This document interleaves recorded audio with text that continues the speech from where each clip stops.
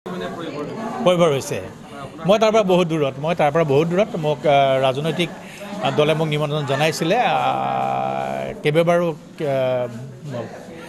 কেইবাটাও ৰাজনৈতিক দলে মোক নিমন্ত্ৰণ জনাইছে কিন্তু মই ৰাজনীতিৰ পথাৰৰ পৰা অকণমান দূৰত থাকিব বিচাৰোঁ কাৰণ মই ৰাজনীতি কিয় কৰিম মই কিবা এটা কাম কিয় কৰোঁ সেইটো মই জানিব লাগিব মই নাটক কিয় কৰোঁ মই জানো কাৰণ নাটক এইকাৰণেও কৰোঁ মই নাটকত মোৰ প্ৰাণ আছে নাটক কৰি মই মানুহক অকণমান আনন্দ দিওঁ তাৰ বিনিময়ত দুপইচা পাওঁ মই পৰিয়াল চলাই আছোঁ এতিয়া মোৰ ইয়াত নাটকৰ ক্ষেত্ৰখনত মোৰ অকণমান অভিজ্ঞতা আছে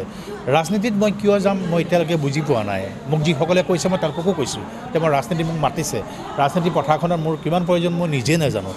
গতিকে মই এতিয়া কোনো কাৰণতে মই ৰাজনীতি পথাৰত ভৰি নিদিওঁ এইটো কথা কৈছোঁ আৰু এটা ভাল খবৰ দিওঁ আমি ছবি কাম হাতত লৈছোঁ দুখন ছবি এখন হ'ল দামিনী আৰু ইতিমধ্যে এখন আৰম্ভ হৈ গৈছে আৰু এখন আমি 18 তাৰিখে শুভাৰম্ভ কৰিম যিখনৰ নাম হ'ব লংকা কাণ্ড